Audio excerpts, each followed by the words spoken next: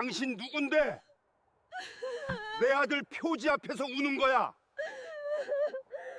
죄송합니다. 하지만 저도 현우 씨를 기억하고 싶어서 왔어요. 왜 그럴까요? 이야기 시작 전 구독과 좋아요 한 번씩만 부탁드립니다.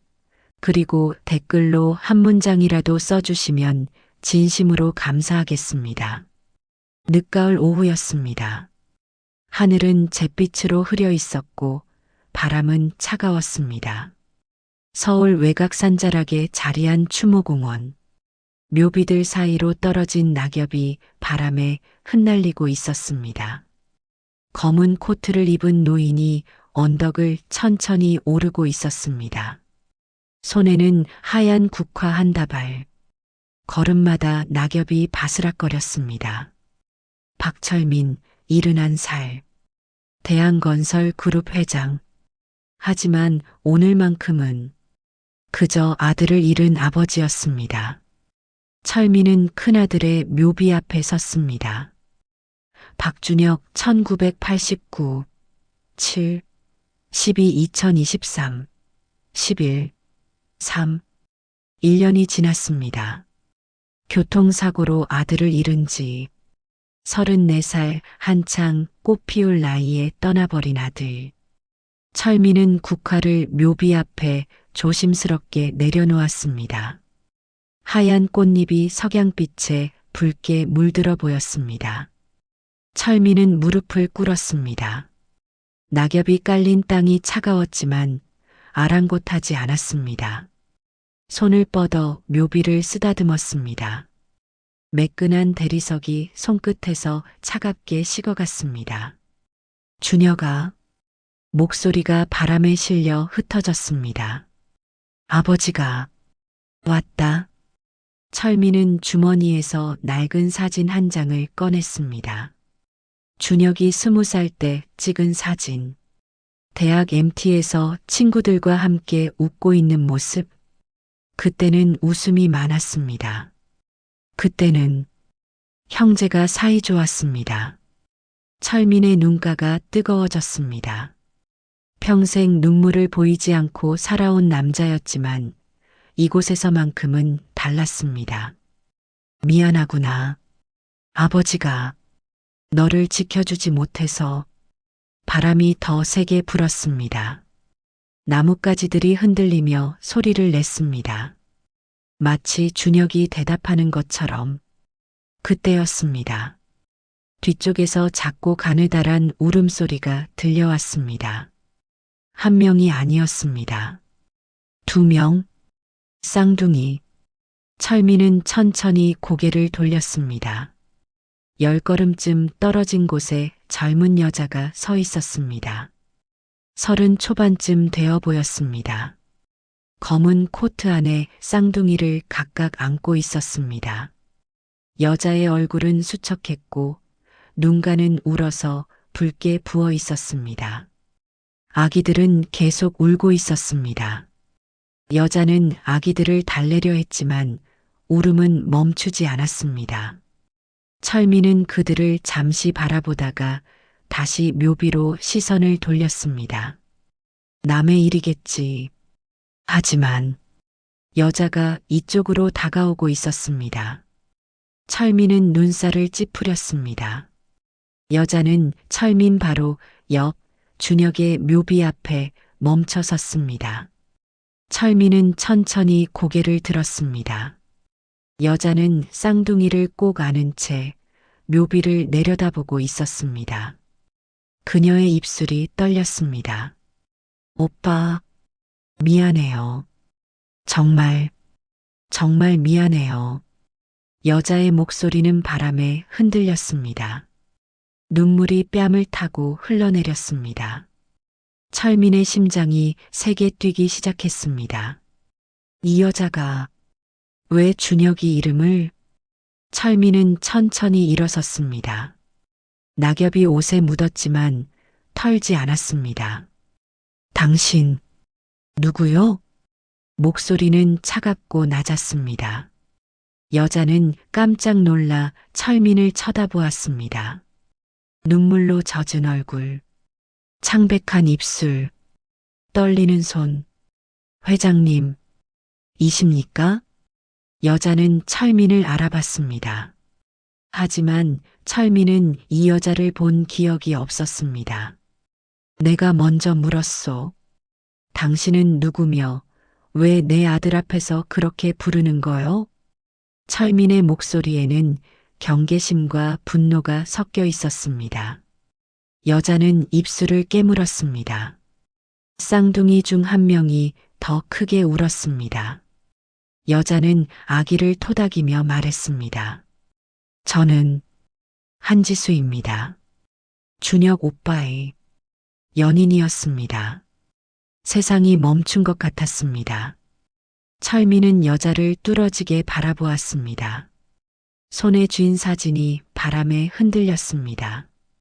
뭐라고?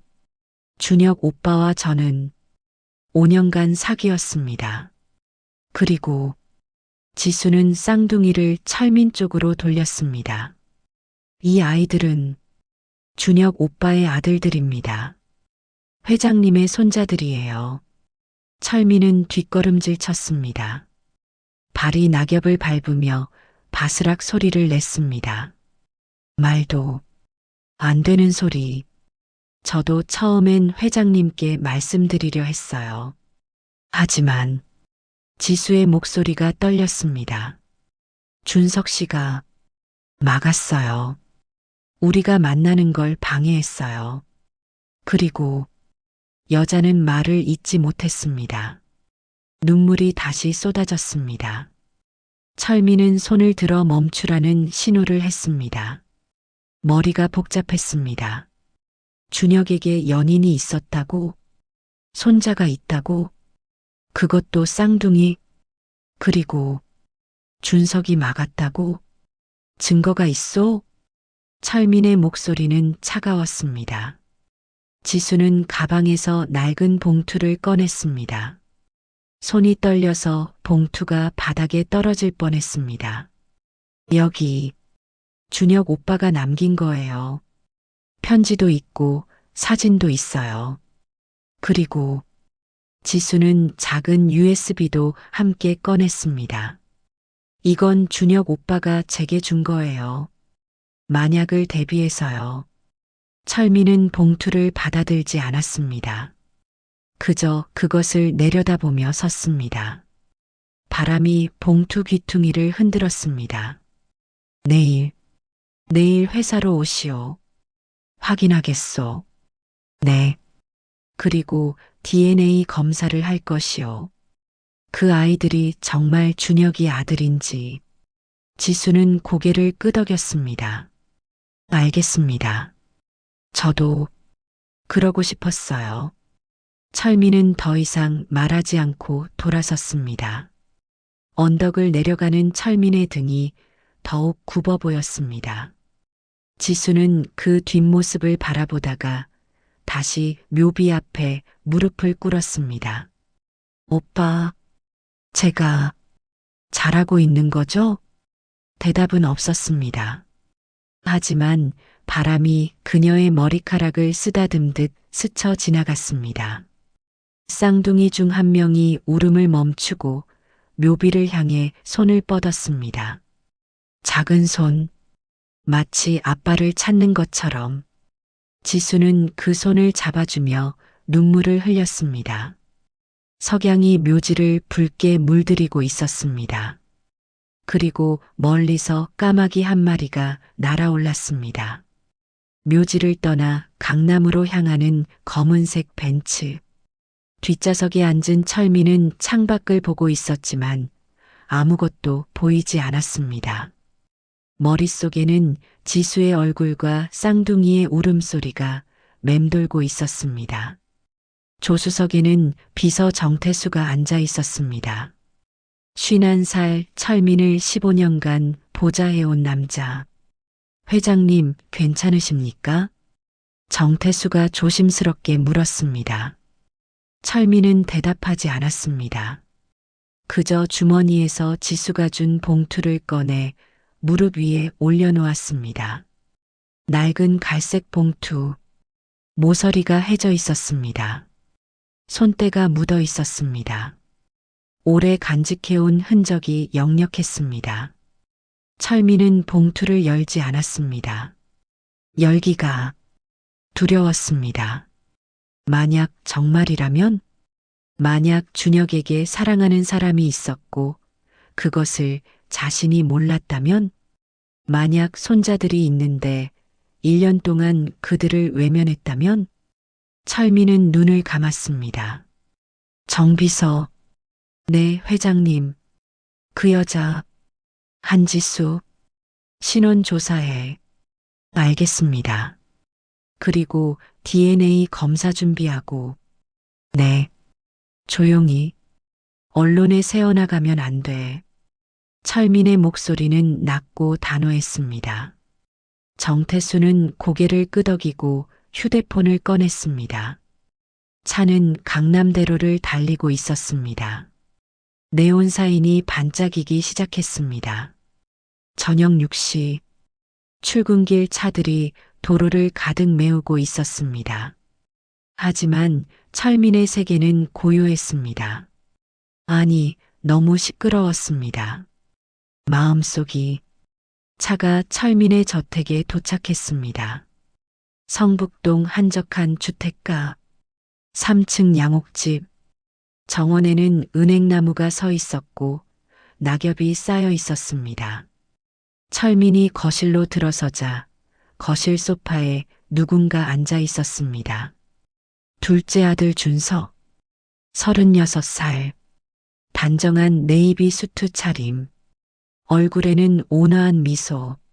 아버지, 형 묘지 다녀오셨어요? 준석은 일어나 공손하게 인사했습니다. 철민은 짧게 고개를 끄덕였습니다. 왜 여기 있나? 아버지 혼자 계실까봐 왔죠. 저녁 같이 드시려고요. 준석은 식탁을 가리켰습니다. 테이블에는 음식이 차려져 있었습니다. 철민이 좋아하는 갈비찜, 된장찌개, 나물들. 가정부 아주머니한테 부탁했어요. 준석의 목소리는 따뜻했습니다. 하지만 철민은 그 목소리가 낯설게 느껴졌습니다. 이 아이가 형의 연애를 막았다고? 철민은 준석을 바라보았습니다. 온화한 얼굴, 정중한 태도, 효자처럼 보였습니다. 하지만 준석아, 내 아버지, 형한테 여자 있었던 거 알았나? 순간 준석의 미소가 미세하게 굳었습니다. 1초도 안 되는 찰나였지만 철민은 놓치지 않았습니다. 여자요? 무슨? 그냥 물어본 거다. 형이 누군가 만나고 있었는지. 준석은 잠시 생각하는 듯 하다가 대답했습니다. 글쎄요. 형은 저한테 그런 얘기 잘 안 했어요. 그래. 네. 형은 원래 말이 없었잖아요. 준석은 다시 미소를 지었습니다. 하지만 그 미소 뒤에 무언가 숨어 있는 것 같았습니다. 철민은 더 이상 묻지 않고 2층으로 올라갔습니다. 아버지, 저녁은요? 혼자 먹어. 계단 오르는 소리. 준석은 철민의 뒷모습을 지켜보다가 미소를 거두었습니다. 그의 눈빛이 차갑게 변했습니다. 휴대폰을 꺼내 조용히 전화를 걸었습니다. 나야. 아버지가 뭔가 알아챈 것 같아. 오늘 묘지에서 무슨 일 있었나 확인해봐. 낮은 목소리. 준석은 창밖을 바라보며 중얼거렸습니다. 형, 죽어서도 날 괴롭히는구나. 그의 입꼬리가 비틀어졌습니다. 한편 2층 서재. 철민은 책상 앞에 앉아 봉투를 펼쳤습니다. 손이 떨렸습니다. 봉투 안에는 사진 여러 장이 들어 있었습니다. 사진 꺼내는 소리. 첫 번째 사진. 카페에서 찍은 사진. 준혁과 지수가 마주 앉아 웃고 있었습니다. 준혁의 얼굴에는 철민이 한 번도 본 적 없는 표정이 있었습니다. 행복, 진짜 행복. 두 번째 사진. 공원 벤치. 지수가 준혁의 어깨에 기대어 있었습니다. 준혁은 지수의 머리를 쓰다듬고 있었습니다. 세 번째 사진. 병원 복도. 지수의 배가 불러 있었습니다. 임신. 준혁이 배에 손을 대고 환하게 웃고 있었습니다. 철민의 손에서 사진이 떨어졌습니다. 책상 위로 흩어진 사진들. 그 속에서 준혁의 미소가 철민을 올려다보고 있었습니다. 준혁아, 넌 행복했구나. 아버지가 모르는 사이에. 철민은 다음 사진을 집어들었습니다. 초음파 사진 2장. 트윈 A, 트윈 B. 쌍둥이. 철민의 눈에서 눈물이 떨어졌습니다. 사진 위에 눈물 자국이 번졌습니다. 내가 몰랐구나. 철민은 마지막 편지를 꺼냈습니다. 준혁의 필체. 또박또박 정성스럽게 쓴 글씨. 아버지께. 이 편지를 쓰는 지금 아버지께 직접 말씀드릴 용기가 나지 않습니다. 저에게 사랑하는 사람이 있습니다. 한지수. 그녀는 간호사이고 평범한 집안 출신입니다. 아버지께서 원하시는 며느리상은 아닐 겁니다. 하지만 저는 그녀 없이는 살 수 없습니다. 그리고 곧 아버지께서는 할아버지가 되실 겁니다. 쌍둥이 손자입니다. 준우와 준서. 아버지 함자를 따서 지었습니다. 아버지를 존경하고 사랑하기 때문입니다. 아버지, 제발 저희를 받아주세요. 마이너스 준혁 올림. 편지는 거기서 끝났습니다. 날짜는 2023년 10월 25일. 사고 나기 일주일 전. 철민은 편지를 가슴에 안았습니다. 준혁아, 미안하다. 환갑을 넘긴 남자가 책상 앞에서 울고 있었습니다. 창밖으로 달빛이 들어왔습니다. 그 빛이 편지 위에 조용히 내려앉았습니다. 철민은 USB를 꺼냈습니다. 노트북에 꽂았습니다. 폴더가 열렸습니다. 파일이 하나 있었습니다. 아버지께. MP4. 철민은 숨을 멈췄습니다. 마우스를 클릭했습니다. 화면이 켜졌습니다. 준혁의 얼굴이 나타났습니다. 아버지. 준혁의 목소리. 1년 만에 듣는 아들의 목소리. 철민은 화면을 뚫어지게 바라보았습니다. 이 영상을 보고 계신다면 저는 아마 이미 없을 겁니다. 준혁의 눈에 눈물이 고여 있었습니다. 아버지, 제가 알아낸 게 있어요. 준석이가. 동생이 회사 돈을 빼돌리고 있어요. 철민의 심장이 멎는 듯 했습니다. 그리고 준석이가 저와 지수를 갈라놓으려 하고 있어요. 지수를 협박하고 저를 미행하고. 준혁의 목소리가 떨렸습니다. 저는 이 증거들을 모으고 있어요. 아버지께 보여드리려고요. 하지만 시간이 부족해요. 준석이가 위험합니다, 아버지. 조심하세요. 그리고 지수와 아이들을 꼭 지켜주세요. 그 아이들은 저의 전부니까요. 사랑합니다, 아버지. 영상이 끝났습니다. 검은 화면만 남았습니다. 철민은 화면을 보며 주먹을 쥐었습니다. 손에 핏줄이 돋았습니다. 준석, 내가 그랬구나. 분노가 치밀어 올랐습니다. 하지만 동시에 자책감도 밀려왔습니다. 내가 두 아들을 그렇게 만들었구나. 철민은 천천히 일어났습니다. 창가로 걸어가 서울 야경을 바라보았습니다. 불빛들이 반짝이고 있었습니다. 하지만 그의 세계는 어두웠습니다. 준혁아, 아버지가 늦었지만 바로잡을게. 내 가족을 지킬게. 철민은 다짐했습니다. 그날 밤 그는 잠들지 못했습니다. 다음 날 아침 7시 철민은 정태수를 불렀습니다. 정비서, 준석을 조사해.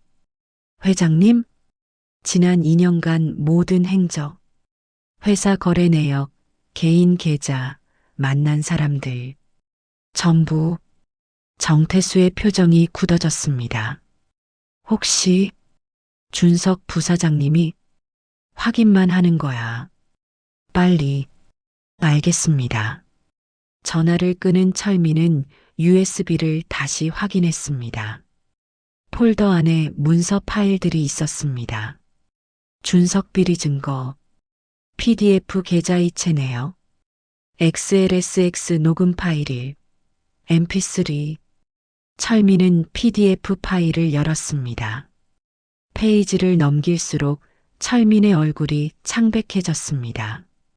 준석이 회사 자금을 페이퍼 컴퍼니로 빼돌린 내역. 총액 180억 원. 거래처와 짜고 허위 계약서를 작성한 기록. 뇌물을 준 명단. 모든 것이 낱낱이 기록되어 있었습니다. 이 자식이. 철민은 이를 악물었습니다. 녹음 파일을 재생했습니다. 형, 그 여자랑 헤어져요. 준석의 목소리였습니다. 무슨 소리야, 준석아? 준혁의 목소리. 형이 결혼하면 회사를 물려받잖아요. 전 싫어요. 준석아, 우리 형제잖아. 형제?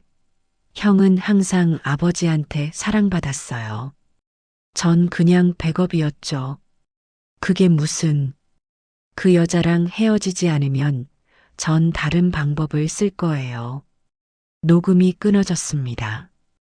철민은 주먹으로 책상을 쳤습니다. 책상 위에 물컵이 흔들렸습니다. 물이 넘쳐 서류를 적셨습니다. 하지만 철민은 신경 쓰지 않았습니다. 준석, 내가 형을 죽인 거나 마찬가지구나.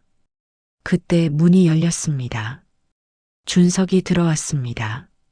아버지, 아침 회의 시간인데. 준석은 철민의 표정을 보고 멈췄습니다. 무슨 일이세요? 철민은 준석을 똑바로 쳐다보았습니다. 준석은 아버지의 눈빛에서 뭔가 달라진 걸 느꼈습니다. 준석아, 내 아버지, 형이 연인이 있었다는 거 정말 몰랐나? 준석의 어깨가 미세하게 경직됐습니다. 어제도 여쭤보셨잖아요. 전 몰랐어요. 거짓말하지 마라. 철민의 목소리가 낮게 깔렸습니다. 형의 연인이 어제 나를 찾아왔다. 쌍둥이를 데리고. 준석의 얼굴에서 피가 가셨습니다. 쌍둥이요? 형의 아들들이라더군.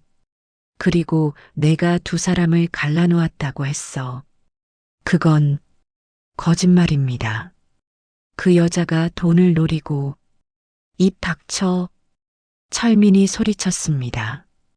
평생 아들들에게 소리 지른 적 없는 남자였습니다. 준석은 놀라 한 걸음 뒤로 물러섰습니다. 형이 모든 걸 기록해뒀더구나. 내가 회사 돈을 빼돌린 것도, 형을 협박한 것도. 준석의 얼굴이 창백을 넘어 회색이 되었습니다. 아버지, 그건 나가봐라. 내 얼굴 보기 싫다. 준석은 입술을 깨물었습니다. 그리고 뒤돌아 나갔습니다. 문을 나서는 순간 그의 얼굴에 분노가 가득했습니다. 복도에서 준석은 휴대폰을 꺼냈습니다. 번호를 눌렀습니다. 나야. 계획 당겨. 오늘 안에 실행해. 그 여자 제거하고 아버지를 궁지로 몰아. 지금 당장. 준석은 휴대폰을 주머니에 넣고 엘리베이터에 올랐습니다. 거울에 비친 그의 얼굴은 차가웠습니다. 형, 죽어서도 날 방해하는구나.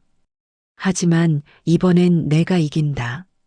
한편 회장실, 철민은 정태수를 다시 불렀습니다. 한지수 씨 연락처 알아냈나? 네, 여기 있습니다. 철민은 직접 전화를 걸었습니다. 여보세요? 지수의 목소리가 들렸습니다. 나요.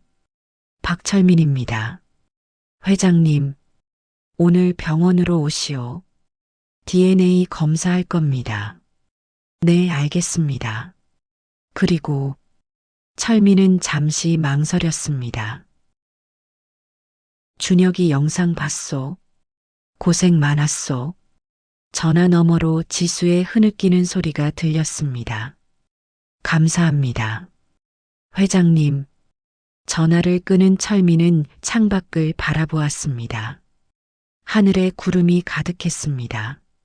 비가 올 것 같았습니다.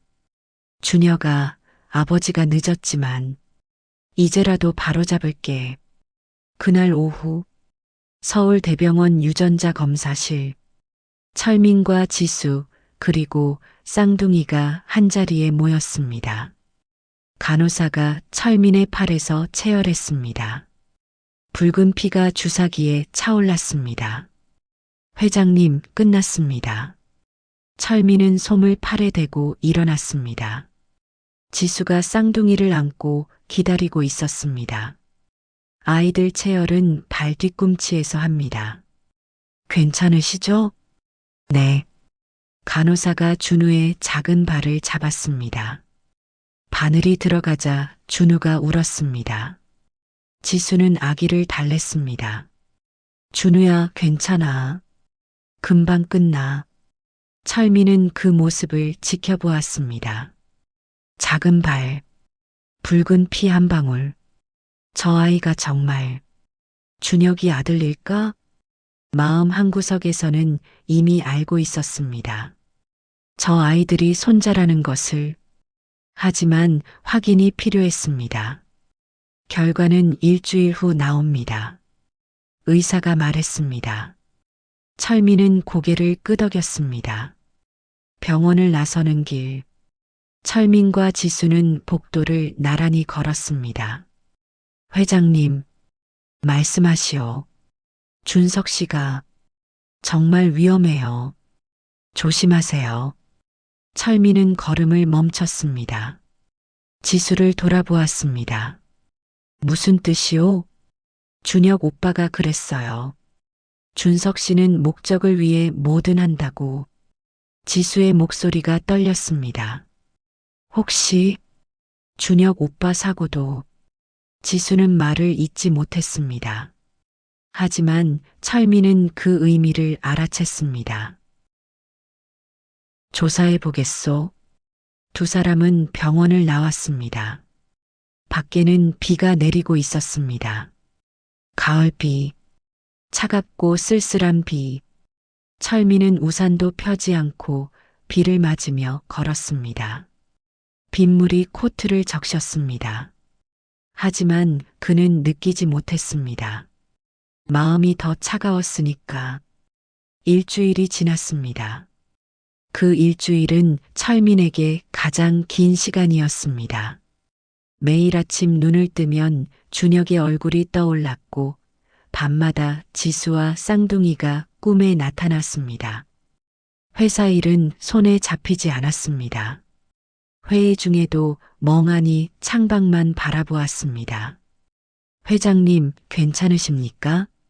임원들이 걱정스러운 눈빛으로 물었지만 철민은 짧게 고개만 끄덕였습니다. 준석은 그 일주일 동안 회사에 나오지 않았습니다. 몸이 안 좋다는 연락만 왔을 뿐이었습니다. 철민은 알고 있었습니다. 준석이 무언가를 준비하고 있다는 것을. 일주일째 되는 날 오후 2시 병원에서 전화가 왔습니다. 회장님, 검사 결과가 나왔습니다. 철민은 숨을 멈췄습니다. 말씀하시오. 직접 오셔서 확인하시는 게 좋을 것 같습니다. 지금 갑니다. 철민은 코트를 집어들고 밖으로 나갔습니다. 정태수가 따라왔습니다. 회장님, 제가 먼저 다녀올까요? 아니, 내가 직접 확인해야지.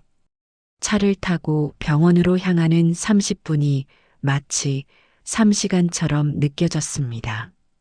신호등마다 멈출 때마다 철민의 심장은 더 빠르게 뛰었습니다. 병원 주차장. 철민은 차에서 내려 병원 건물을 올려다보았습니다. 하얀 건물. 구름 사이로 햇살이 비치고 있었습니다. 유전자 검사실. 의사가 봉투를 건넸습니다. 회장님, 축하드립니다. 철민은 봉투를 받아들었습니다. 손이 떨렸습니다. 봉투를 뜯었습니다. 서류를 꺼냈습니다. 유전자 일치율 99.98% 생물학적 조부 마이너스 손자 관계 확인됨. 철민의 눈앞이 흐려졌습니다. 눈물이 차올랐습니다. 정말 내 손자들이구나. 철민은 서류를 가슴에 안았습니다. 의사가 말했습니다. 쌍둥이 모두 박준혁 씨의 생물학적 자녀가 맞습니다. 회장님의 손자들이 확실합니다. 철민은 고개를 끄덕였습니다. 말이 나오지 않았습니다. 한지수 씨께도 연락드렸습니다. 지금 오고 계십니다. 10분 후 지수가 쌍둥이를 안고 들어왔습니다. 철민과 지수는 서로를 바라보았습니다. 말이 필요 없었습니다. 둘 다 울고 있었습니다. 회장님, 감사합니다. 지수는 무릎이 꺾였습니다. 철민이 급히 그녀를 부축했습니다. 일어나시오. 이제 가족이니까. 회장님. 철민은 지수의 팔에 안긴 준우를 바라보았습니다. 아기는 까만 눈으로 철민을 쳐다보고 있었습니다. 안아봐도 되겠소? 네. 철민은 준우를 조심스럽게 안아 올렸습니다. 따뜻한 체온, 작은 무게, 아기 특유의 부드러운 냄새. 준우야, 할아버지란다. 준우가 철민의 코트 단추를 잡았습니다. 작은 손. 철민은 그 손을 보며 웃었습니다. 오랜만에 짓는 진짜 웃음이었습니다. 이제 내가 지켜줄게. 너희 아빠가 못다한 사랑을 할아버지가 줄게. 병원을 나서는 철민의 걸음은 가벼웠습니다. 하지만 그것도 잠시. 병원 앞에 기자들이 몰려 있었습니다. 회장님, 손자가 있다는 게 사실입니까? 숨겨진 며느리가 정말 있습니까? DNA 검사 결과는 어떻습니까? 기자들이 우르르 몰려들었습니다. 철민은 당황했습니다. 누가 언론에 흘렸지? 정태수가 앞을 막아섰습니다. 비켜주십시오. 회장님은 지금 답변하실 수 없습니다. 하지만 기자들은 물러서지 않았습니다. 한지수 씨죠? 박준혁 씨와 무슨 관계입니까?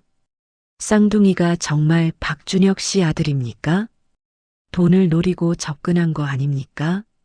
지수는 아기들을 꼭 안고 몸을 웅크렸습니다. 플래시가 계속 터졌습니다. 쌍둥이가 울기 시작했습니다. 철민은 지수 앞을 막아섰습니다. 그만하시오. 아이들이 놀라지 않소? 회장님, 한 말씀만. 오늘은 말씀드릴 게 없소. 돌아가 주시오. 철민은 지수와 아기들을 차로 안내했습니다. 차가 출발하자 기자들이 차를 따라 뛰었습니다. 차 안. 지수는 떨고 있었습니다. 회장님, 어떻게 기자들이? 철민은 창밖을 바라보았습니다. 준서, 내가 흘렸구나. 휴대폰이 울렸습니다. 정태수였습니다. 회장님, 인터넷에 기사가 떴습니다. 제목이 뭔가? 대한건설 회장, 숨겨진 손자 존재 확인. 재산 다툼 예고. 철민은 이를 악물었습니다. 누가 기사를 썼나? 야옹일보 김 기자입니다.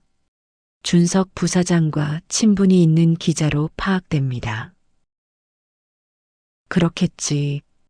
차는 철민의 저택으로 향했습니다. 회장님, 저는 호텔로 가는 게 안 돼요. 이제 언론이 알았으니 호텔도 안전하지 않소. 우리 집에서 지내시오. 하지만 내 손자들을 지켜야 하니까. 철민의 목소리는 단호했습니다. 저택에 도착했습니다. 가정부 김 여사가 놀란 표정으로 맞이했습니다. 회장님, 이분들은 내 며느리와 손자들이네. 방 준비해 주게. 네. 아, 네. 김 여사는 황급히 객실을 준비했습니다. 철민은 지수를 2층 가장 좋은 객실로 안내했습니다. 여기서 지내시오.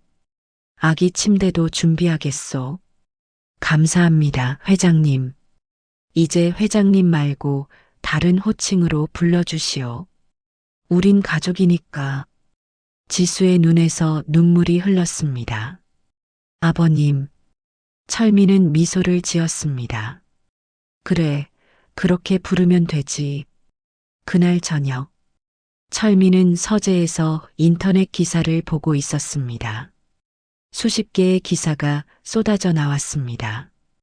박철민 회장 숨겨진 손자, 재산 상속 1순위 등급, 둘째 아들 박준석, 상속권 위협받나, 미스터리 여인 한지수, 과연 진짜 며느리인가?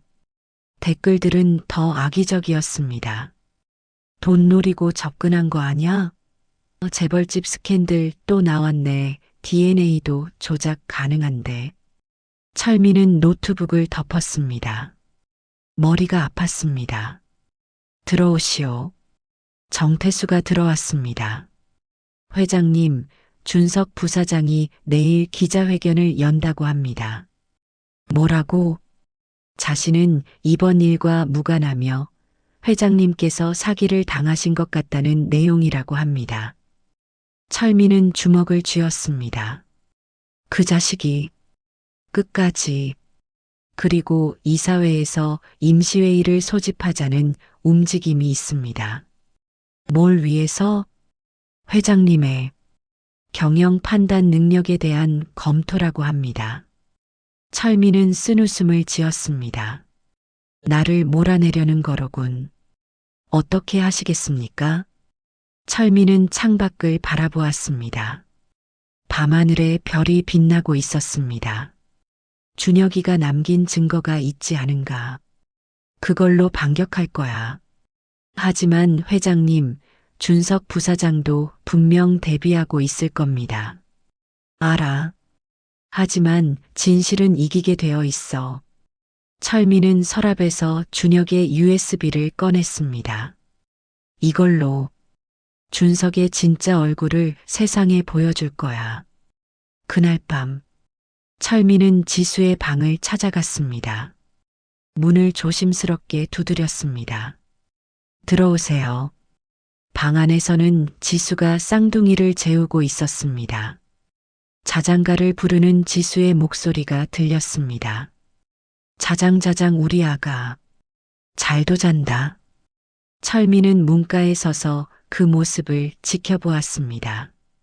평화로운 광경이었습니다. 준우와 준서가 나란히 누워 자고 있었습니다.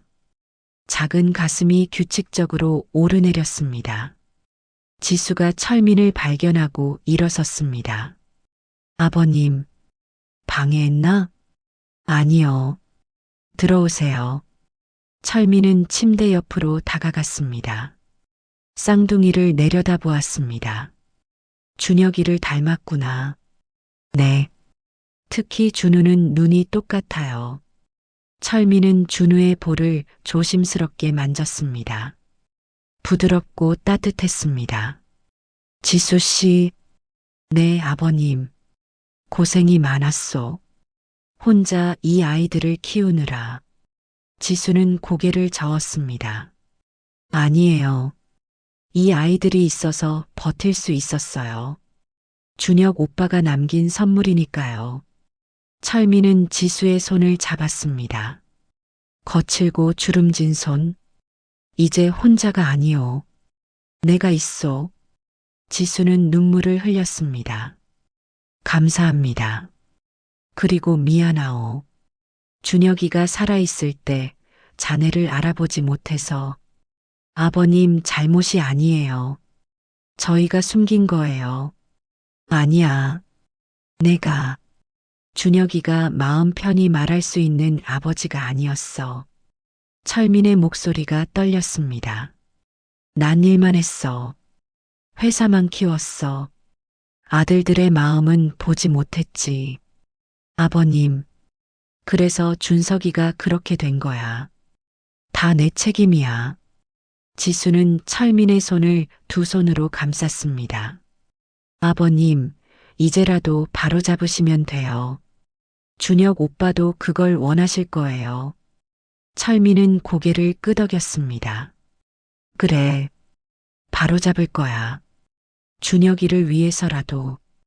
두 사람은 한참을 말없이 쌍둥이를 바라보았습니다. 밤은 깊어갔습니다. 하지만 폭풍은 이제 시작이었습니다. 다음 날 오전 10시, 대한건설 본사 1층 대회의실. 수백 명의 기자들이 모여 있었습니다. 단상 위에는 준석이 앉아 있었습니다. 검은색 정장에 파란색 넥타이. 침착한 표정. 준비된 원고를 앞에 두고 있었습니다. 안녕하십니까? 대한건설 부사장 박준석입니다. 준석은 정중하게 인사했습니다. 먼저 최근 보도된 내용에 대해 제 입장을 밝히고자 이 자리에 섰습니다. 기자들이 펜을 들었습니다. 카메라가 돌아가기 시작했습니다. 형 박준혁은 1년 전 교통사고로 세상을 떠났습니다. 저희 가족 모두에게 큰 슬픔이었습니다. 준석의 목소리는 차분했습니다. 하지만 눈빛은 차가웠습니다. 그런데 최근 한지수라는 여성이 나타나 쌍둥이가 형의 자식이라고 주장하고 있습니다. 저는 이것이 매우 의심스럽습니다. 형이 살아계실 때 그 여성에 대한 이야기를 들어본 적이 없습니다. 가족 누구도 모르던 사이였습니다. 그런데 형이 돌아가신 지 1년이 지나 갑자기 나타났습니다. 쌍둥이를 데리고요. 준석은 잠시 멈추고 물을 마셨습니다.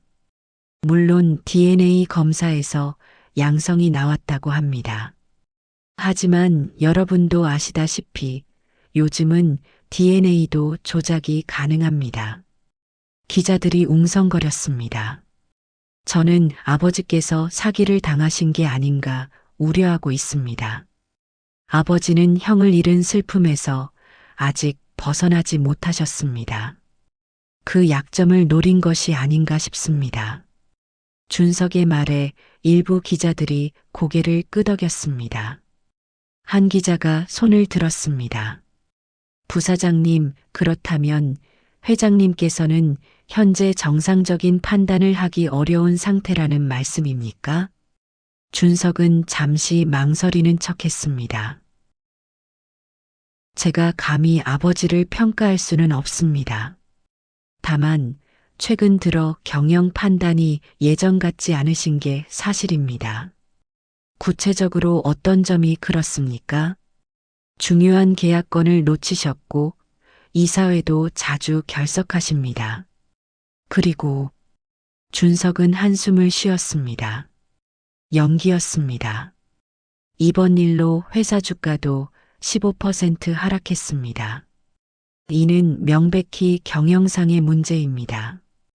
다른 기자가 물었습니다. 그렇다면 부사장님께서는 어떻게 하실 계획입니까? 이사회에 아버지의 휴식을 건의할 계획입니다. 당분간 제가 대행하는 것이 그때였습니다. 회의실 문이 활짝 열렸습니다. 철민이 들어왔습니다. 검은색 코트, 곧게 편 어깨, 단호한 표정. 기자들이 모두 뒤를 돌아보았습니다. 회장님, 한 말씀 부탁드립니다.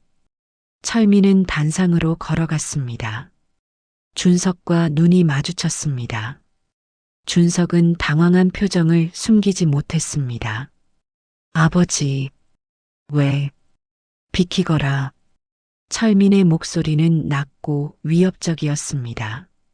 준석은 어쩔 수 없이 자리에서 일어났습니다. 철민이 마이크 앞에 섰습니다. 기자 여러분, 그리고 국민 여러분. 철민의 목소리가 회의실에 울려 퍼졌습니다. 저는 박철민입니다. 대한건설 회장입니다. 오늘 이 자리에 선 이유는 진실을 밝히기 위함입니다. 기자들이 숨을 죽였습니다.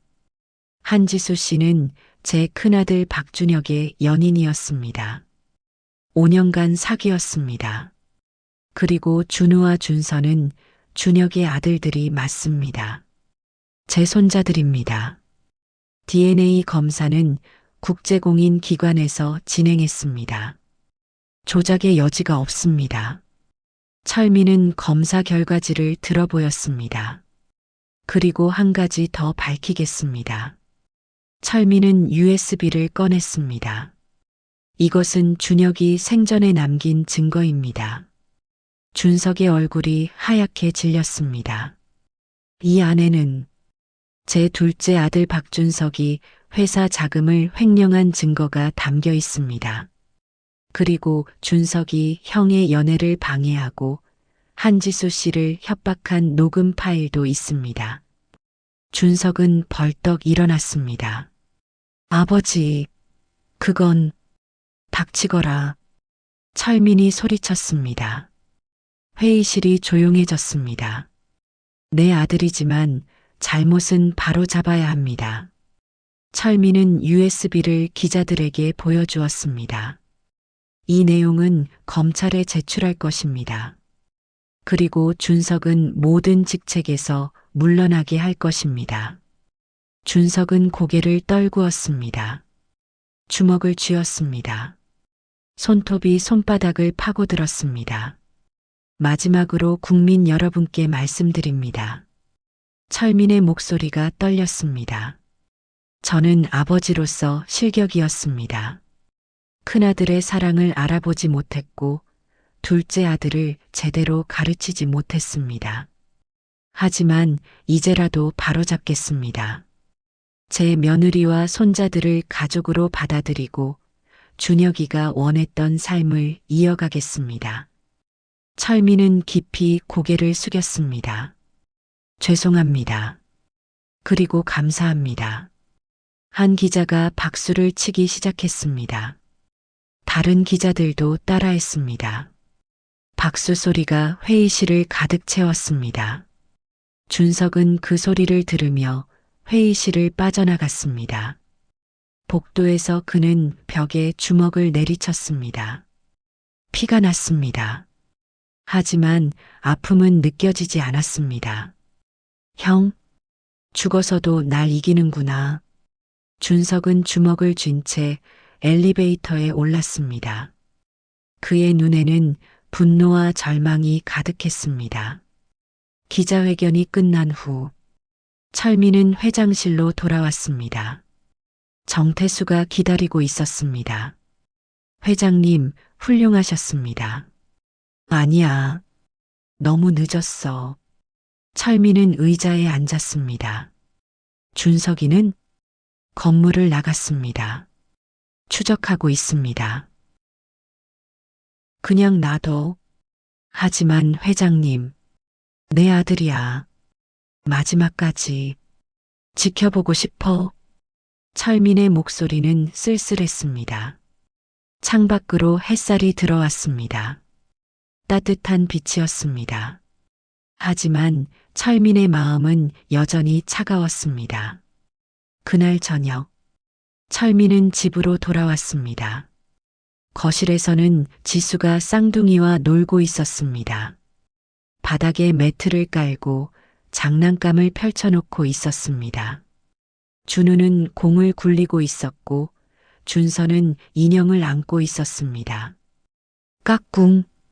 지수가 손으로 얼굴을 가렸다가 펴며 웃었습니다. 쌍둥이가 깔깔 웃었습니다. 철민은 문가에 서서 그 모습을 지켜보았습니다. 평화로운 광경. 이런 게 가정이구나. 이런 게 가족이구나. 아버님. 지수가 철민을 발견하고 일어났습니다. 회견 잘하셨어요? 응. 뭐.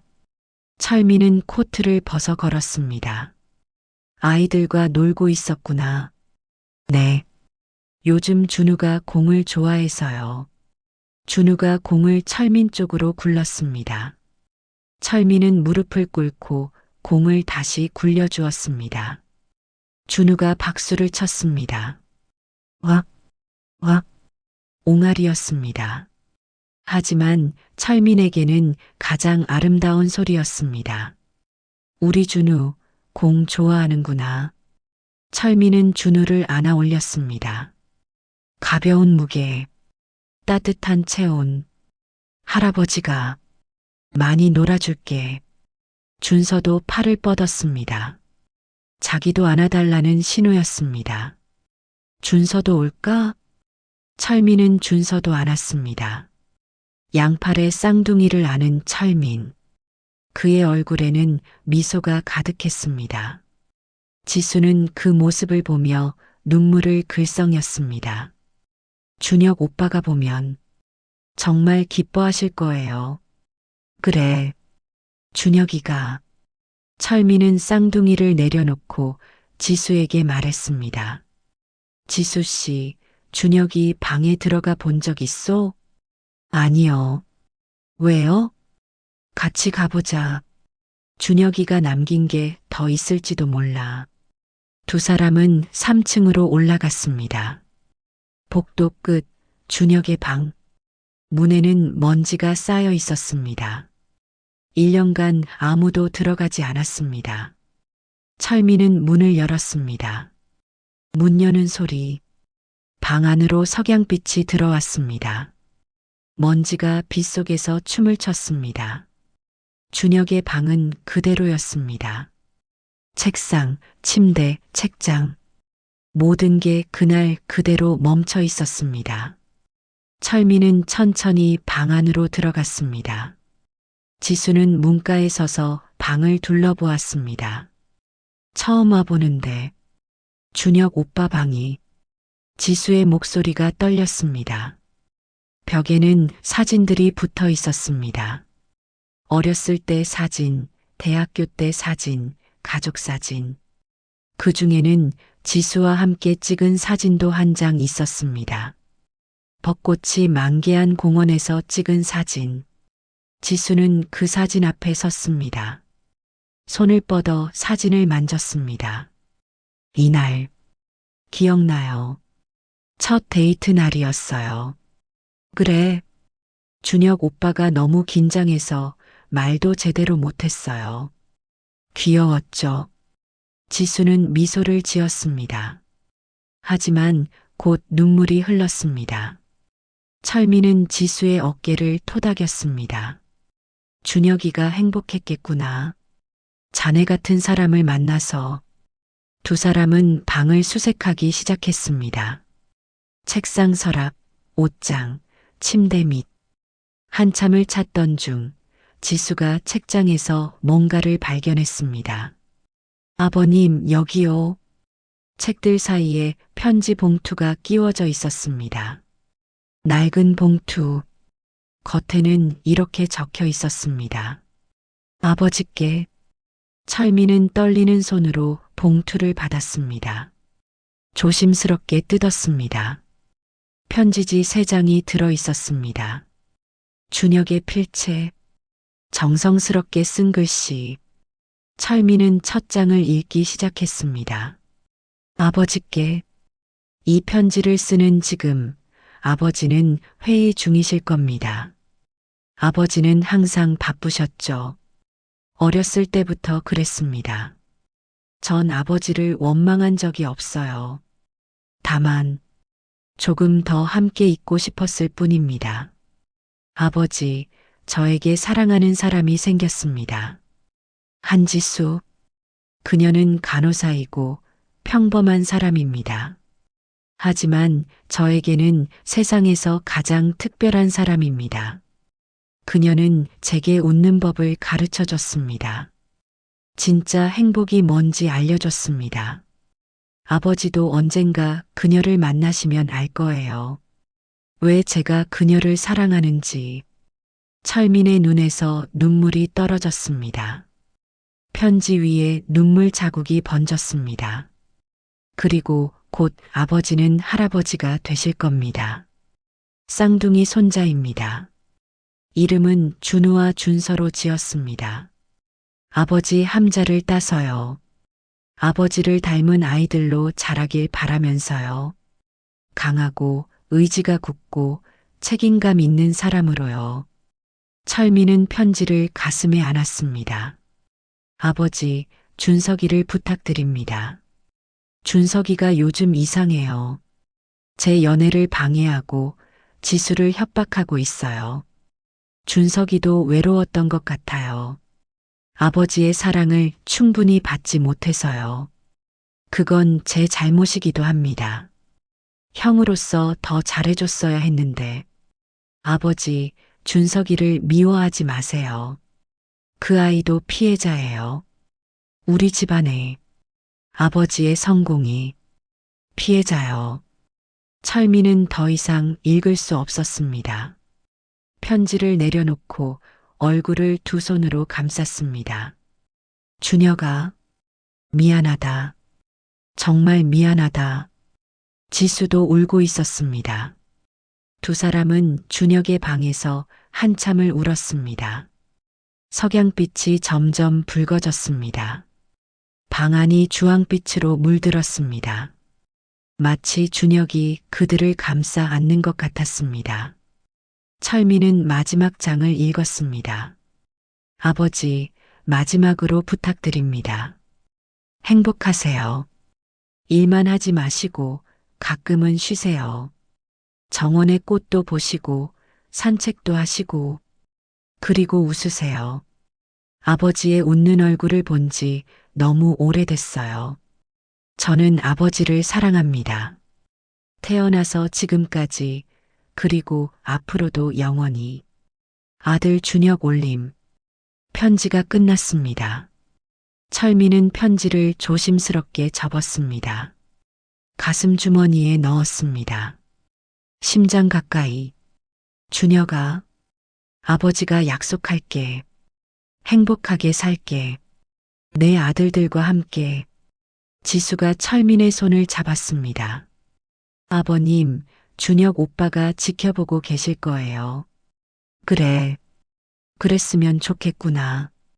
두 사람은 방을 나왔습니다. 문을 닫으며 철민은 다짐했습니다. 더 이상 준혁의 방을 닫아두지 않겠다고. 가끔 들어와서 환기도 시키고 청소도 하겠다고. 아들을 기억하는 방법으로. 다음 날 아침, 철민은 평소보다 일찍 눈을 떴습니다. 새벽 5시, 창밖으로 동이 트고 있었습니다. 하늘이 연보라색으로 물들어 있었습니다. 철민은 침대에서 일어나 창가로 갔습니다. 정원에 은행나무가 보였습니다. 노란 잎이 거의 다 떨어져 있었습니다. 가지만 남은 나무. 하지만 봄이 오면 다시 잎이 날 것입니다. 나도 다시 시작할 수 있을까? 철민은 준혁의 편지가 든 주머니를 만졌습니다. 어젯밤부터 계속 품고 있었습니다. 쌍둥이 중 한 명이 울고 있었습니다. 철민은 슬리퍼를 신고 복도로 나갔습니다. 지수의 방문이 살짝 열려 있었습니다. 안을 들여다보았습니다. 지수가 준서를 안고 달래고 있었습니다. 준서야, 괜찮아. 엄마 여기 있어. 하지만 준서는 계속 울었습니다. 철민은 조심스럽게 문을 두드렸습니다. 들어오세요. 지수는 지친 표정이었습니다.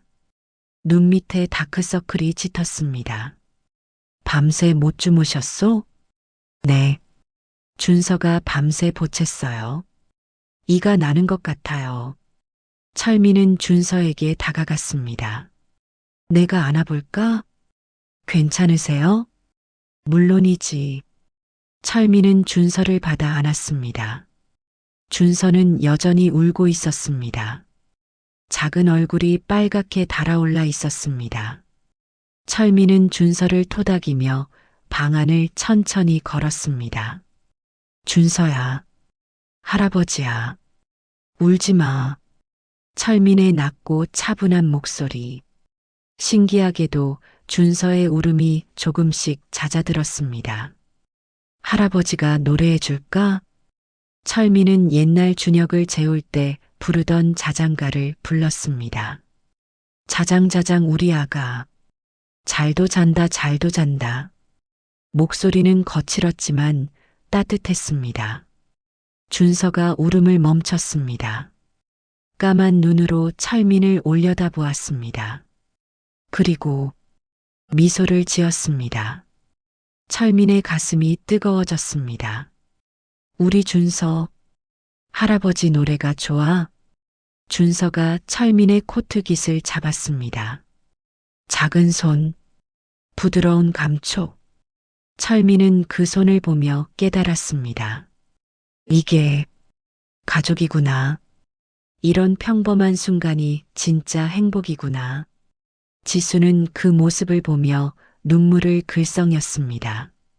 아버님, 정말 감사해요. 뭐가? 준혁 오빠가 꿈꾸던 모습이에요. 아버님이 아이들을 안고 계신 모습.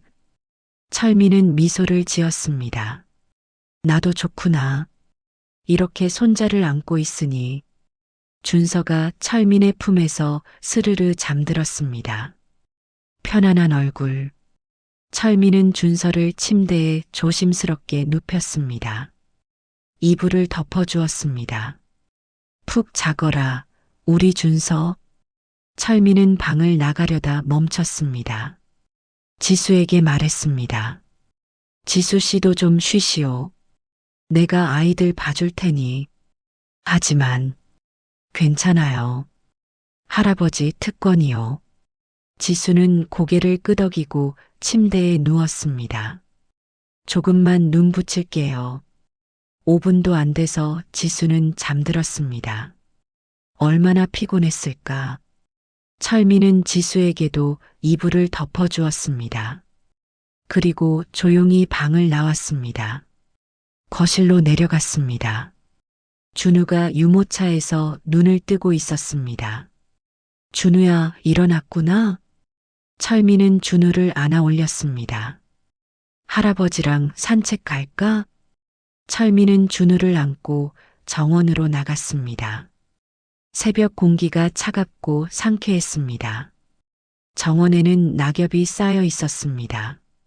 발을 내디딜 때마다 바스락거렸습니다. 준우야, 저게 은행나무란다. 너희 아빠가 어렸을 때 저 나무 아래서 놀았지. 준우는 나무를 올려다보았습니다. 작은 손을 뻗었습니다. 아빠가 저 나무에 그네를 달아달라고 했어. 할아버지가 너무 바빠서 못해줬지. 철민의 목소리가 떨렸습니다. 미안했단다. 너희 아빠한테. 준우가 철민의 뺨을 만졌습니다. 부드러운 손길. 마치 괜찮다고 말하는 것 같았습니다. 철민은 준우를 꼭 안았습니다. 할아버지가 너희한테는 잘해줄게. 놀아달라면 놀아주고 그네도 달아주고. 그때 뒤에서 목소리가 들렸습니다. 아버지, 준석이었습니다. 철민은 천천히 돌아섰습니다. 준석은 정원 입구에 서 있었습니다. 수염이 자라 있었고 옷도 구겨져 있었습니다. 밤새 잠을 못 잔 것 같았습니다. 준석아, 아버지 죄송합니다. 준석은 무릎을 꿇었습니다. 정원 바닥에, 낙엽 위에, 제가 잘못했습니다. 준석의 목소리가 떨렸습니다. 철민은 준우를 아는 채 준석을 내려다보았습니다. 일어나거라. 아버지, 일어나라고 했다. 준석은 천천히 일어섰습니다. 얼굴에는 눈물 자국이 있었습니다. 아버지, 전 그냥 사랑받고 싶었어요. 준석의 고백. 형은 항상 칭찬받았어요. 착하다고, 똑똑하다고. 전 그냥 백업이었어요. 준석아, 그래서 질투했어요. 형이 미웠어요. 그리고 준석은 말을 잇지 못했습니다. 형을 죽인 건 아니에요. 하지만 제가 계속 괴롭힌 건 맞아요. 사고가 난 것도 제 책임이에요. 준석은 바닥에 주저앉았습니다. 죽고 싶어요, 아버지. 철민은 한참을 준석을 바라보았습니다. 복잡한 감정이 교차했습니다. 분노, 실망, 슬픔, 그리고 연민. 준석아. 네, 넌 내 아들이다. 형도 동생도 똑같이 소중한 내 아들이야. 준석이 고개를 들었습니다. 하지만 내가 너를 제대로 사랑하지 못했구나. 미안하다. 아버지, 내 잘못이 크다. 하지만 나도 책임이 있어. 너를 그렇게 만든 건 나니까. 철민은 준석에게 다가갔습니다. 한 손으로 준석의 어깨를 잡았습니다. 검찰 조사는 받아야 한다. 법은 지켜야지. 네. 하지만 아버지로서 너를 포기하지 않을 거다. 내가 다시 시작할 수 있게 도와줄게.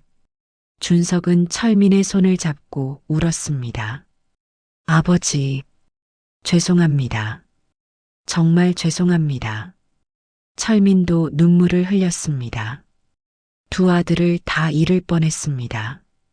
하나는 죽음으로, 하나는 증오로. 하지만 이제 남은 아들만이라도 붙잡고 싶었습니다.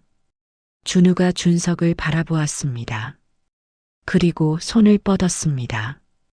준석은 놀라 준우를 보았습니다. 이 아이가 내 조카야. 준우. 준석은 조심스럽게 준우의 손을 잡았습니다. 작은 손이 준석의 손가락을 감쌌습니다. 준석은 그 온기에 더 큰 울음을 터뜨렸습니다. 아침 햇살이 세 사람을 비추고 있었습니다. 할아버지, 아들, 손자. 3대가 정원에서 함께 울고 있었습니다.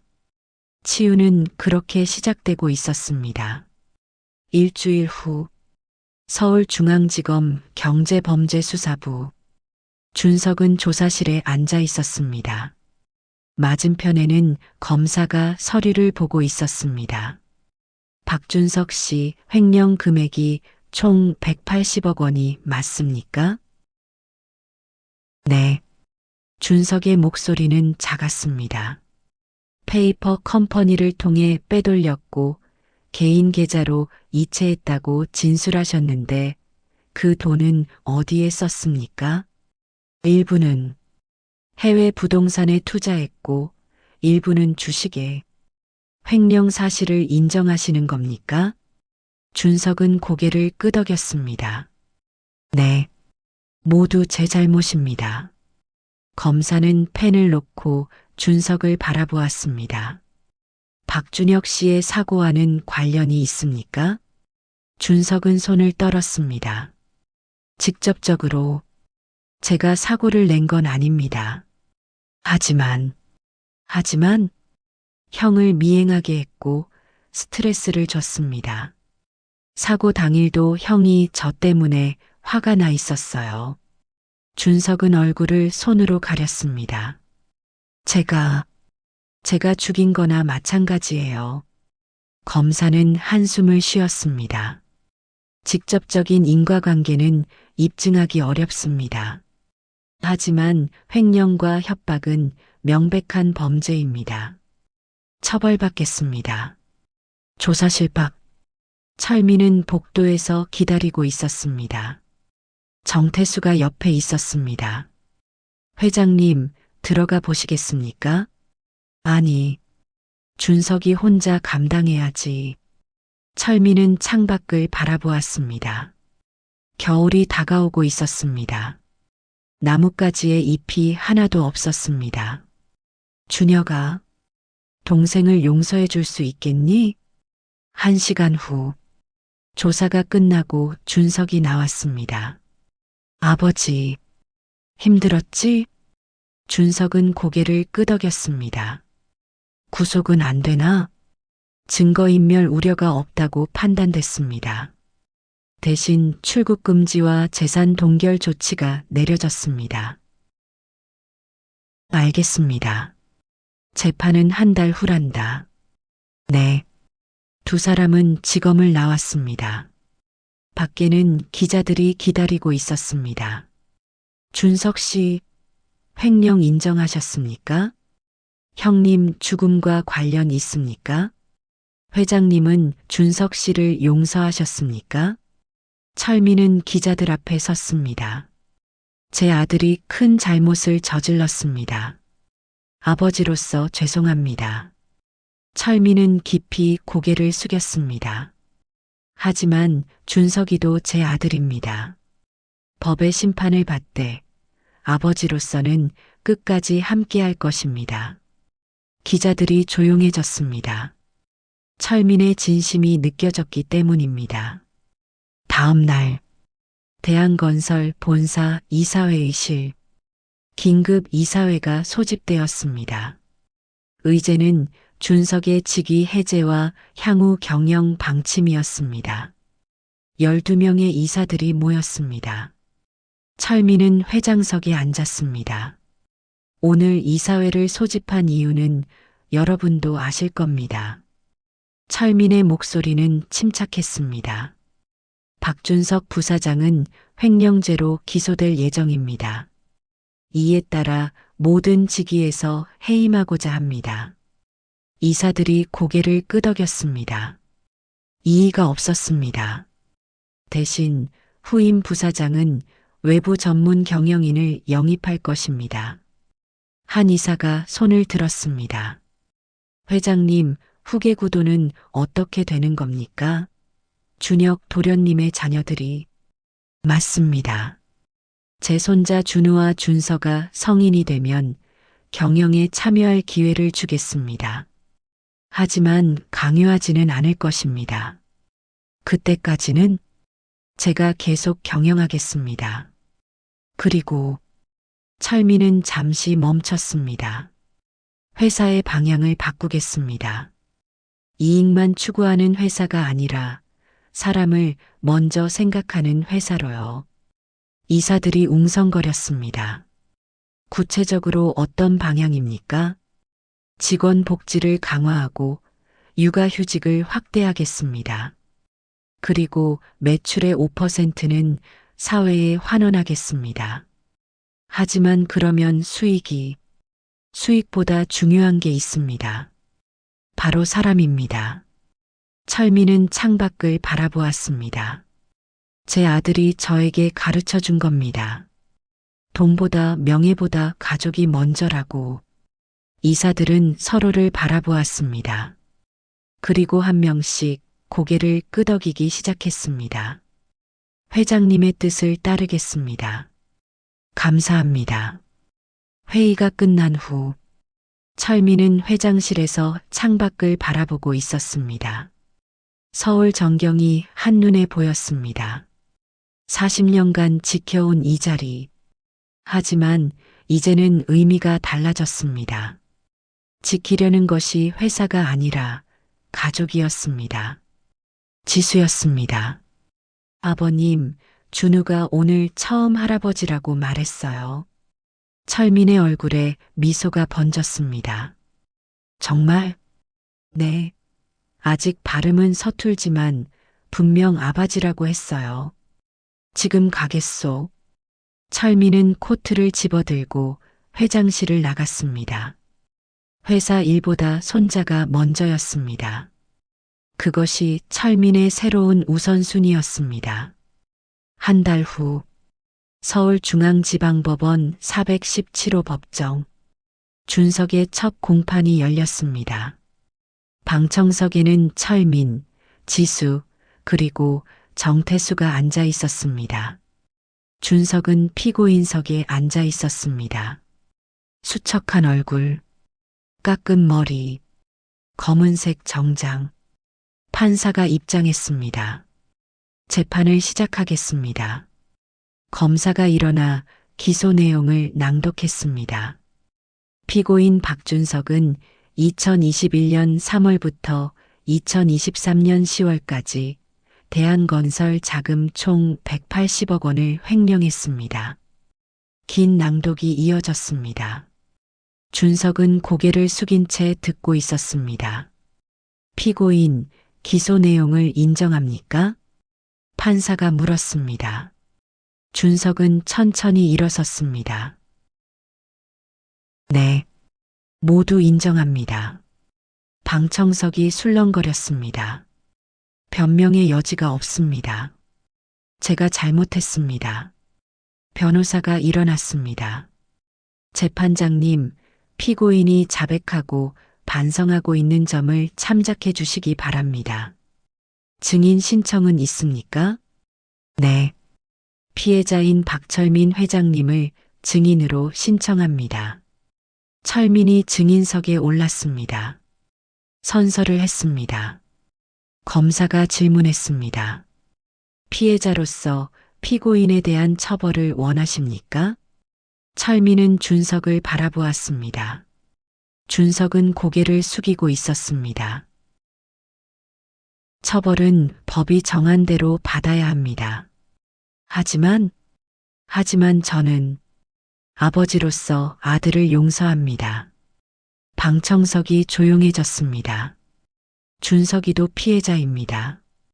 제가 제대로 사랑하지 못한 피해자입니다. 철민의 목소리가 떨렸습니다. 제가 일만 하느라 아들들을 제대로 보지 못했습니다. 그래서 형제가 경쟁했고 준석이가 잘못된 길로 갔습니다. 저도 책임이 있습니다. 검사가 물었습니다. 그렇다면 선처를 바라십니까? 법은 법입니다. 하지만 철민은 준석을 똑바로 바라보았습니다. 준석이가 다시 시작할 기회를 주셨으면 합니다. 그게 아버지의 마지막 부탁입니다. 준석은 고개를 들었습니다. 눈에 눈물이 가득했습니다.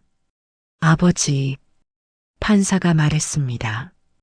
피고인, 마지막으로 할 말 있습니까? 준석은 일어나 방청석을 향해 고개를 숙였습니다. 먼저 대한건설 임직원 여러분께 죄송합니다. 제 욕심 때문에 회사에 피해를 끼쳤습니다. 그리고 형에게 죄송합니다. 하늘에서 용서해 주세요. 준석의 목소리가 끊어졌습니다. 아버지, 죄송합니다. 사랑받고 싶어서 잘못된 방법을 택했습니다. 한지수 씨, 준우와 준서에게도 죄송합니다. 제가 행복을 빼앗았습니다. 준석은 눈물을 흘렸습니다. 저는 처벌받겠습니다. 그리고 다시 태어나겠습니다. 더 나은 사람으로. 재판은 그렇게 끝났습니다. 판결 선고는 2주 후로 예정되었습니다. 법정을 나서는 길, 철민과 준석은 복도에서 마주쳤습니다. 아버지, 준석아. 철민은 준석을 껴안았습니다. 아빠가 미안하다. 너를 제대로 사랑하지 못해서. 준석은 철민의 품에서 울었습니다.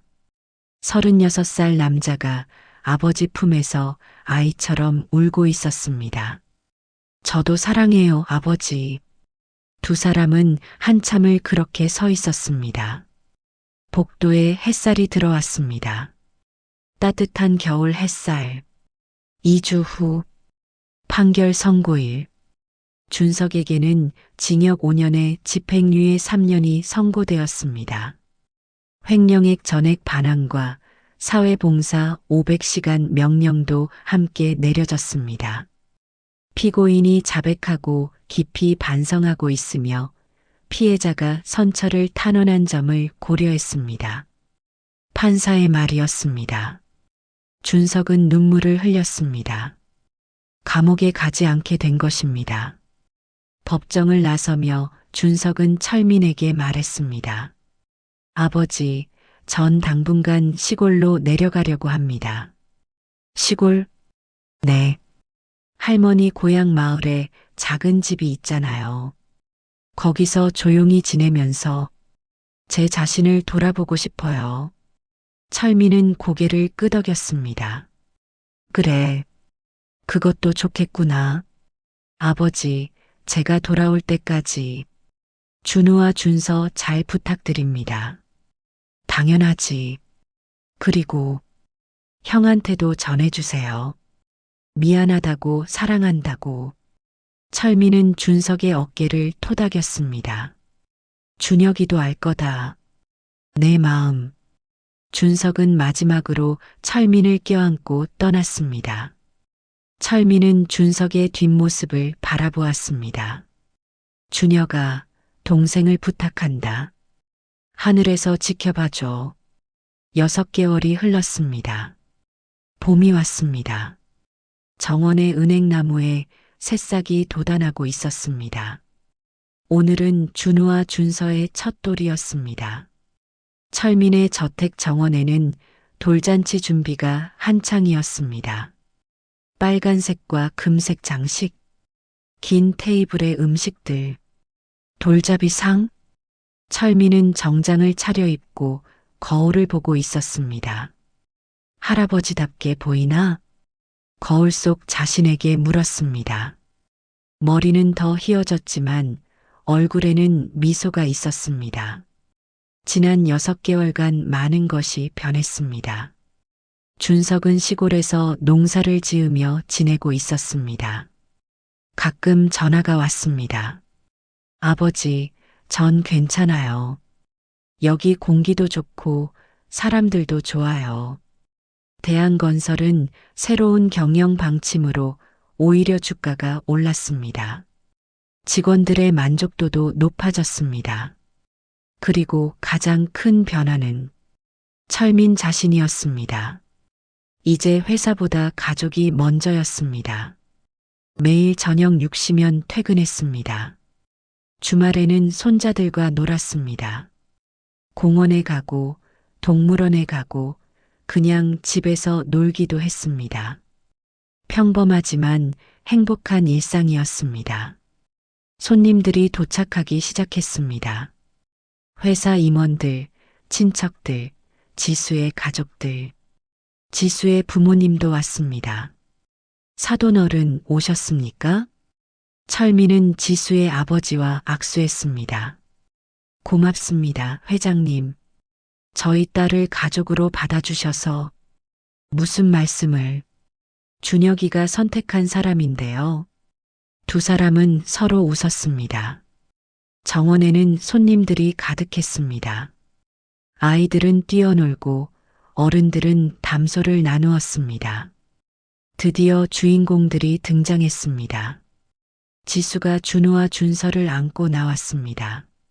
쌍둥이는 빨간색 한복을 입고 있었습니다. 작지만 위풍당당한 모습. 손님들이 박수를 쳤습니다. 와, 너무 귀여워. 꼭 아빠 닮았네요. 칭찬이 쏟아졌습니다. 철민은 준우를 안았습니다. 우리 준우, 오늘 주인공이구나. 준우가 방긋 웃었습니다. 아바지.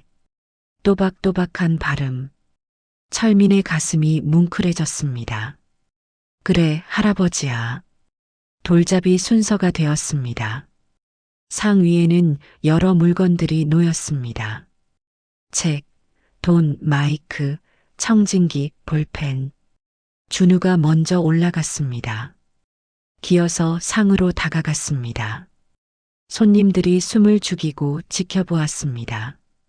준우는 책을 잡았습니다. 공부 잘하겠네. 학자상이에요. 철민은 미소를 지었습니다. 준혁이도 책을 좋아했지.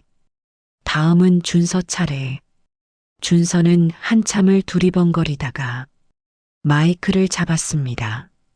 와, 연예인 나오겠는데요? 노래를 잘하나 봐요. 손님들이 웃고 떠들었습니다. 철민은 두 손자를 안고 사진을 찍었습니다. 하나, 둘, 셋. 김치. 플래시가 터졌습니다. 사진 속에는 환하게 웃고 있는 세 사람. 할아버지와 두 손자. 3대가 함께한 첫 번째 기념사진이었습니다. 저녁이 되었습니다. 손님들이 하나둘 떠났습니다. 정원에는 철민과 지수, 그리고 쌍둥이만 남았습니다. 노을이 정원을 붉게 물들이고 있었습니다. 지수 씨, 네, 아버님. 고맙소. 이 아이들을 잘 키워줘서 제가 더 감사하죠. 아버님이 저희를 받아주셔서. 철민은 지수의 손을 잡았습니다. 우리 가족이요. 영원히. 지수는 눈물을 흘렸습니다. 행복한 눈물이었습니다. 준우와 준서는 잔디밭에서 놀고 있었습니다. 공을 굴리고 꽃을 만지고 나비를 쫓았습니다. 철민은 그 모습을 지켜보며 중얼거렸습니다. 준혁아, 내 아들들이 잘 크고 있어. 내가 원하던 대로 행복하게. 바람이 불었습니다. 따뜻한 봄바람. 나무 위에서 새가 지저귀었습니다. 마치 준혁이 대답하는 것 같았습니다. 아버지, 고마워요. 사랑해요. 철민은 미소를 지었습니다. 드디어 평화가 찾아왔습니다. 2년이 또 흘렀습니다. 준우와 준서는 어느덧 3살이 되었습니다. 이제 제법 말도 하고 뛰어다니고 장난도 쳤습니다. 철민은 75. 회사는 전문 경영인에게 대부분 맡기고 회장직만 유지했습니다. 주 3일만 출근했습니다. 나머지 시간은 손자들과 보냈습니다. 오늘은 특별한 날이었습니다. 준혁의 3주기. 철민은 지수, 준우, 준서와 함께 묘지를 찾았습니다. 가을이었습니다. 3년 전 지수를 처음 만났던 그 계절. 낙엽이 바람에 흩날리고 있었습니다. 준우야, 준서야, 여기가 아빠 계신 곳이야. 지수가 쌍둥이에게 말했습니다. 준우가 묘비를 올려다보았습니다. 아빠? 응, 아빠는 하늘나라에 계셔. 준서가 꽃을 묘비 앞에 놓았습니다. 아빠, 꽃이요. 철민은 그 모습을 보며 눈시울이 붉어졌습니다. 준혁아, 내 아들들이 이렇게 컸다. 너를 닮아서 착하고 씩씩해. 철민은 무릎을 꿇고 묘비를 쓰다듬었습니다.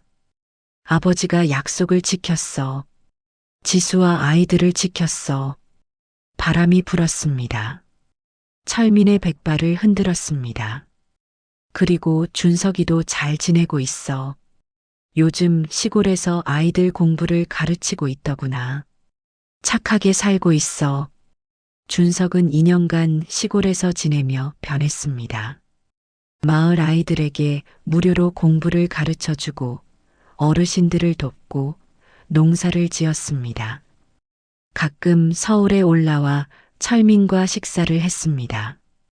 준우와 준서에게도 선물을 사왔습니다. 삼촌이야, 애들아. 촌촌.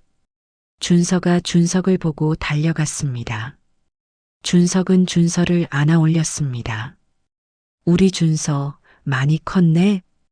형제는 천천히 치유되고 있었습니다. 지수가 말했습니다. 준혁 오빠, 저희 모두 잘 지내고 있어요. 걱정 마세요. 그리고 아이들한테 매일 오빠 이야기해줘요. 얼마나 따뜻한 사람이었는지, 얼마나 저희를 사랑했는지. 준우가 말했습니다. 아빠는 착한 사람이에요. 엄마가 그랬어요. 철미는 준우를 안아 올렸습니다. 그래, 내 아빠는 정말 착한 사람이었어. 할아버지도 착해요. 고맙구나, 준우야. 철미는 준우의 이마에 입을 맞췄습니다. 할아버지가 약속할게. 너희가 크면 아빠가 원하던 삶을 살 수 있게 도와줄게. 뭐 하고 싶은 거 다 하고, 사랑하는 사람 만나고, 행복하게 살아. 강요하지 않을게. 너희가 선택하는 삶을 존중할게. 철미는 준서도 안았습니다. 그게 할아버지가 배운 거야. 너희 아빠한테서. 네 사람은 묘비 앞에 나란히 앉았습니다. 침묵이 흘렀습니다. 하지만 따뜻한 침묵이었습니다. 준우가 갑자기 말했습니다. 할아버지, 저기 나비. 노란 나비 한 마리가 날아왔습니다. 묘비 위를 빙빙 돌다가 철민의 어깨에 앉았습니다. 철민은 숨을 죽였습니다. 나비는 한참을 그곳에 머물렀습니다. 그리고 다시 날아올라 하늘로 사라졌습니다. 지수가 속삭였습니다. 준혁 오빠가 인사하고 간 거예요. 철민은 고개를 끄덕였습니다. 그래. 준혁이가. 묘지를 떠나는 길. 준우가 철민의 손을 잡았습니다. 할아버지, 나중에 크면 나도 할아버지처럼 착한 사람 될래요. 철민은 멈춰서서 준우를 보았습니다. 그래. 어떤 사람? 사람들 도와주고, 가족 사랑하고, 웃는 사람이요. 철민의 눈에서 눈물이 흘렀습니다. 그래. 그렇게 되렴. 할아버지가 도와줄게. 네 사람은 손을 잡고 언덕을 내려갔습니다. 석양이 그들의 뒷모습을 비추고 있었습니다. 긴 그림자가 땅에 드리워졌습니다. 하지만 그들의 발걸음은 가벼웠습니다. 미래를 향해 걸어가고 있었습니다. 2034년 가을. 철민은 이제 85. 온전히 은퇴했습니다. 매일 아침 공원을 산책하고 오후엔 책을 읽거나 손자들을 봤습니다. 준우와 준서는 13살. 중학교 1학년이 되었습니다. 준우는 책을 좋아해서 문학에 관심이 많았고 준서는 음악을 좋아해서 기타를 배우고 있었습니다. 오늘은 토요일.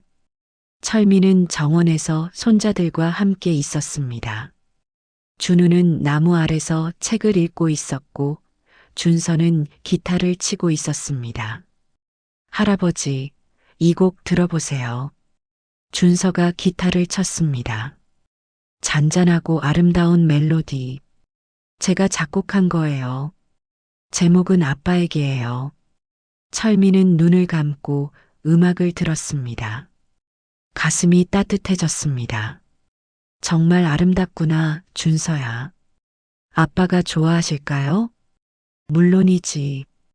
분명 하늘에서 듣고 계실 거야. 준우가 책을 덮고 다가왔습니다. 할아버지, 저 나중에 작가가 되고 싶어요. 작가? 네.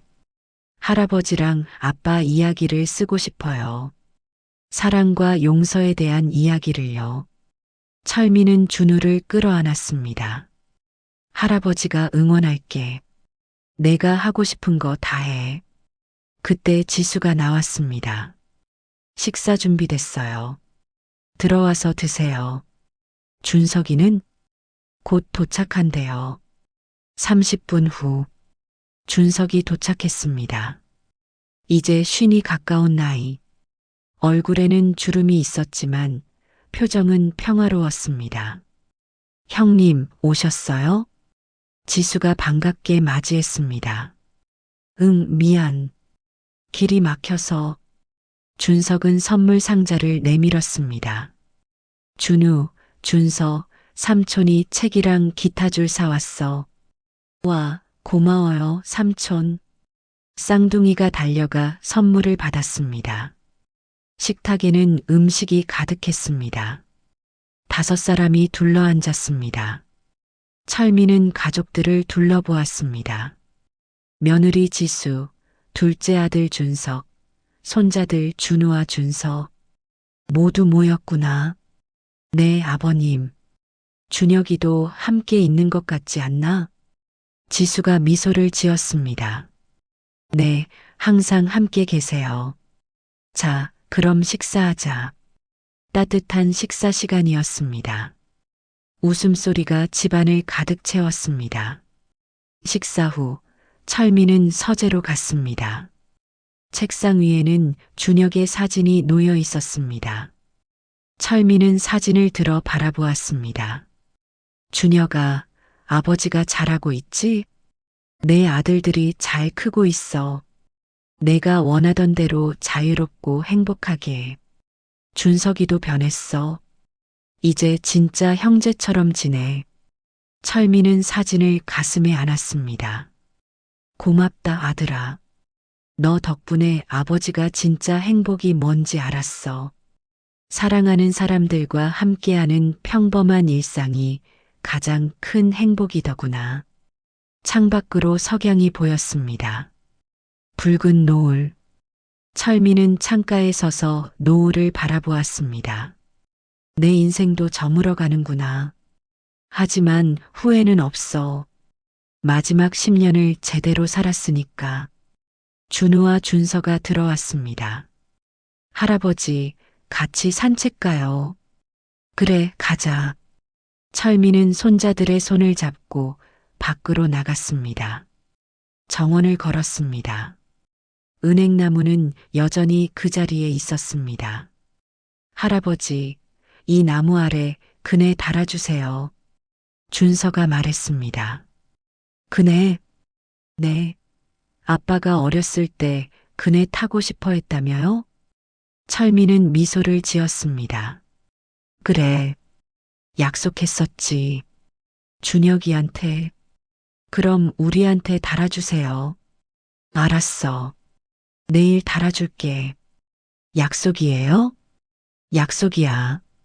세 사람은 손을 잡고 정원을 걸었습니다. 저물어가는 햇살 속에서. 하지만 그들의 미래는 밝았습니다. 사랑이 있었으니까. 용서가 있었으니까. 가족이 있었으니까. 하늘에서는 준혁이 미소 지으며 지켜보고 있었습니다. 고맙습니다, 아버지. 사랑합니다. 그렇게 이야기는 끝이 났습니다.